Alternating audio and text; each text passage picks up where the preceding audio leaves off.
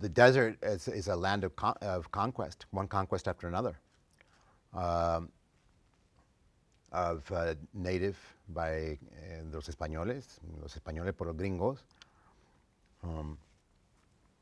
and the ghosts of those conquests live with us today. They're not even ghosts. They're walking. They walk among us in the form of the border patrol, who has killed 18. Mostly young people, just in the last couple years on the border. The ghosts are embodied or made material by legislation like Arizona. Racial profiling, the poverty that still is distributed in racial ways. So in terms of approaching that history with the ideal ethics of hospitality, that means turning everything on its head. It means bringing down the border. It means getting rid of the US-Mexico border, period. It means dismantling every inch of that wall that's gone up, the 800 miles of wall that have gone up. There are indeed rotten teeth on the border, Enrique says, but they are not the subject of the National Geographic piece. Who could be more rotten than former Presidio County Sheriff Rick Thompson, who was caught storing 2,241 tons of cocaine worth hundreds of millions of dollars in a horse trailer on the Presidio County Fairgrounds. The Marines who trained for the assignment that resulted in Hernandez's killing were given the same imagery and ideas as the magazine's readers to justify their operation on the border. Not only were they told that Redford was the drug capital of the Southwest, but also specifically they were told that 75% of Redford's residents were involved in drug trafficking. 75%, Enrique says. 100 people live in Redford. That means that 75 of us are drug smugglers. Off a shelf comes a General Accounting Office report on the border, a profile of the place and the people. Enrique recites, as I read, an eerie echo. 1/4 of the population on the U.S. side lives in poverty. Along the line in Texas, 35% live in poverty. Nearly half of the children and seniors live in poverty.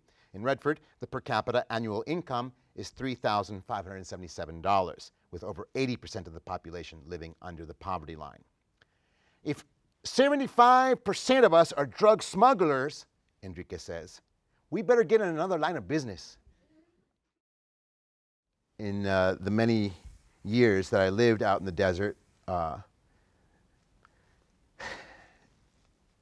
everywhere I went, in one way or another, I was confronted with Enrique's message about hospitality, about how the desert, in its fragility as a natural landscape, and its fearsomeness and its human geography, how the desert teaches us to welcome the stranger, to not close the door, to open our door. And it's an incredibly difficult ethic to live up to on that landscape, precisely because it's so contradicted and because it's so scary. The rather more innocent desert and border that I grew up with is unrecognizable today. There's a fear of opening the door, or of even knocking on the door. You know, on both sides there's a fear. There's a fear of either asking for help, of showing up, and there's a fear when somebody does knock on the door, right? Because what do we imagine? I think a lot of it has to do with a generation, more than a generation now, of the war on crime, and how politicians have drummed it into us, this mantra of tough on crime, and the monstrous images that are used to sell that politics.